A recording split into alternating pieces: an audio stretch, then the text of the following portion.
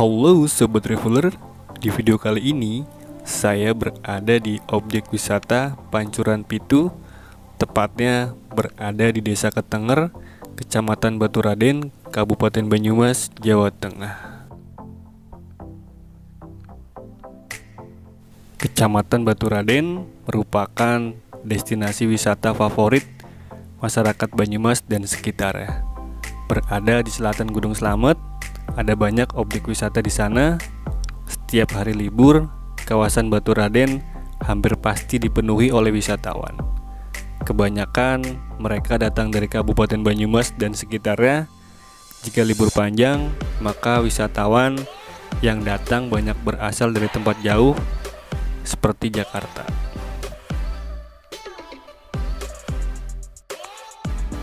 Cuma di masa pandemi ini dan PPKM level 3, Pancuran Pitu masih tutup ya Sobat Traveler.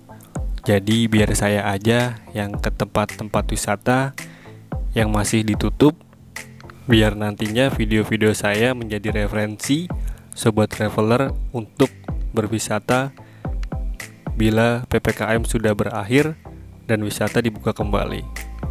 Dan objek wisata yang sudah dibuka yaitu ada Baturaden sudah mulai dibuka, GWK Baturaden, The Forest Island, The Village juga udah buka ya Sobat Traveler. Cuman syaratnya harus menunjukkan kartu vaksin. Dan pastinya syarat yang paling utama adalah selalu mematuhi protokol kesehatan yang dianjurkan oleh pemerintah untuk mencegah penyebaran virus corona yang sedang merajalela. Oke Sobat Traveler,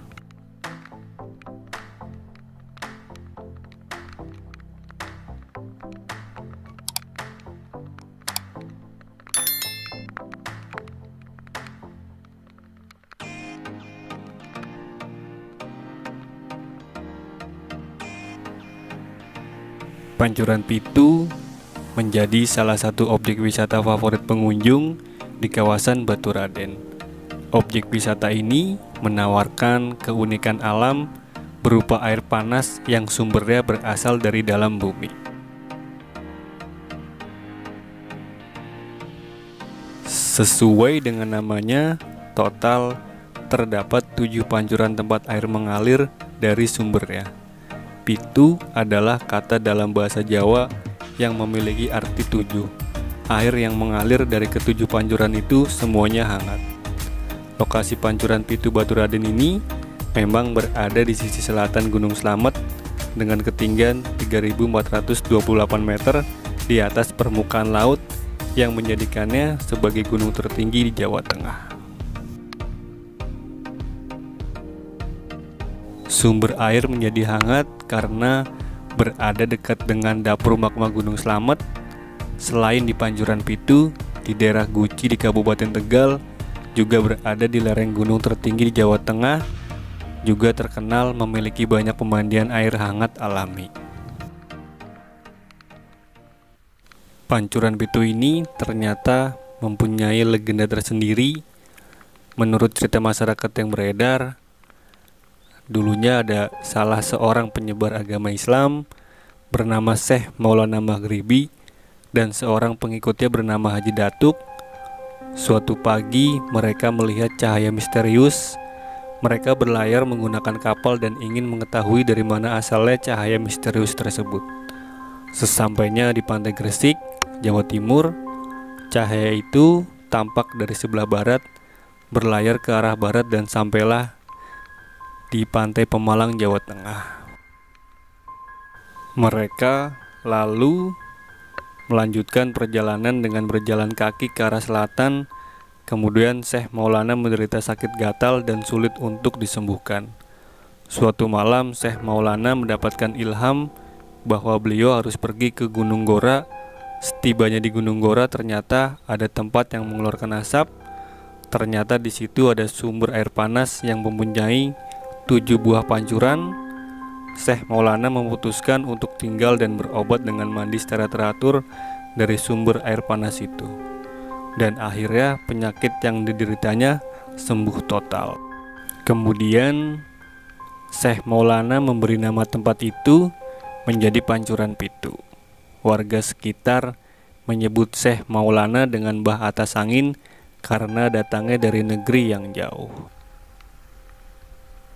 Dan petilasan Mbah Atas Angin pun tidak jauh dari Pancuran Pitu ya Sobat Traveler, yaitu tempatnya tepat berada di atas Pancuran Pitu itu sendiri.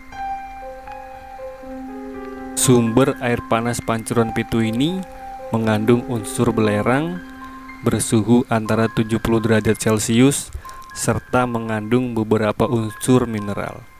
Endapan sumber air panas yang dikeringkan bisa menghasilkan serbuk belerang.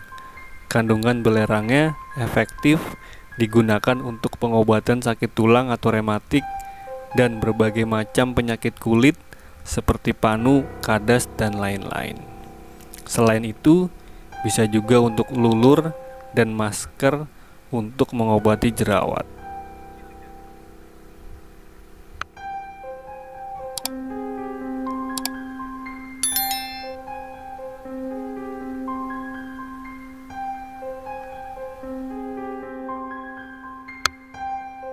Berada di lereng selatan Gunung Slamet, Pancuran Pitu juga dikelilingi oleh kawasan hutan yang asri. Jika memandang ke sisi utara, maka tampak hutan lereng Gunung Slamet yang masih lebat. Ada banyak cara untuk menikmati air hangat alami di Pancuran Pitu ini. Pengunjung bisa mencelupkan atau membasuh kaki di titik pancuran. Bisa juga dengan mandi di kolam pemandian air yang hangat yang tersedia.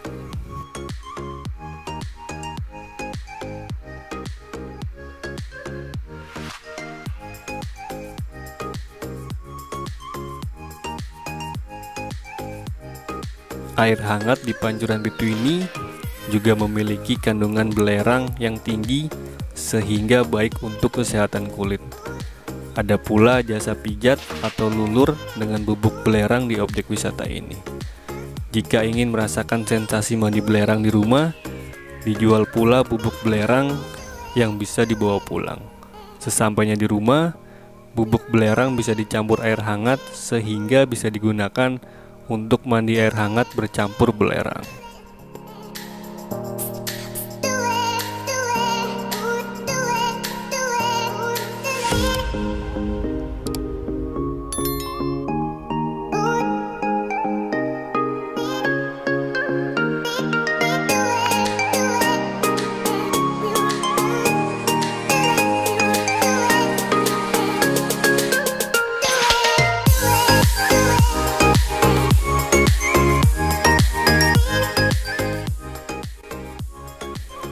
Tempat ini juga pemandangannya bagus banget ya Sobat Traveler. Dan ini masih hujan ya posisinya, jadi nggak begitu kelihatan banget pemandangannya karena tertutup oleh kabut. Ya lumayan lah, tempatnya bagus banget dan udaranya pun sejuk banget ya. Jadi lumayan buat menghilangkan rasa penat saat berada di sini. Dari kejauhan, Pancuran Pitu tampak seperti kawah karena asap yang mengepul dari air hangat. Tidak hanya dari pancuran, air hangat yang mengalir ke tebing pun juga masih mengeluarkan asap.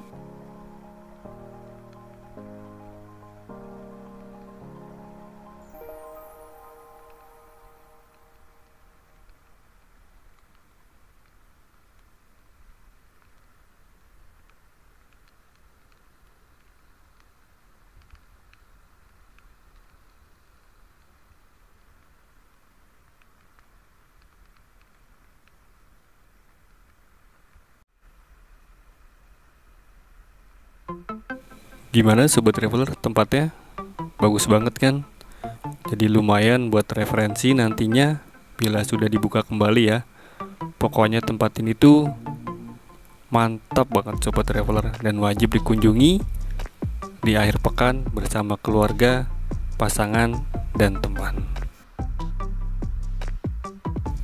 Dan di bawah arah sana itu ada Gua Selirang ya Sobat Traveler. Jadi nggak jauh dari Pancuran Pitu, ada jalan setapak yang bisa Sobat Traveler telusuri menuju ke Gua Selirang. Gua Selirang ini dialiri dengan air panas yang bersumber dari pancuran Pitu. Bebatuan di Gua Selirang ini juga indah berwarna kekuning-kuningan disertai kepulan asap jika dilihat dari bawah seperti gua yang tertutup dengan air terjun. Sayangnya saya nggak bisa ke sana sobat traveler karena hujan dan jalanannya tuh licin banget. Jadi akhirnya saya nggak ke sana.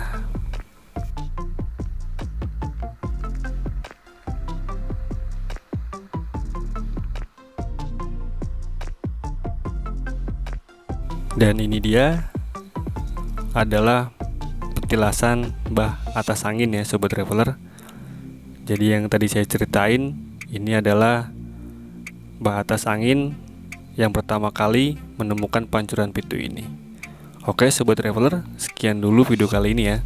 Saya mohon maaf bila ada tutur kata bahasa saya yang salah, ada informasi yang salah dan menyinggung pihak-pihak tertentu. Semoga video ini bermanfaat dan menghibur dan menjadi referensi nantinya bila wisata ini sudah dibuka kembali. Nantikan video-video saya selanjutnya di tempat wisata dan kuliner, khususnya area Banyumas dan sekitarnya. Dan jangan lupa dukung terus channel ini supaya semakin berkembang dengan cara subscribe, like, komen, dan share sebanyak-banyaknya. Sekian dari saya, Bang Deka.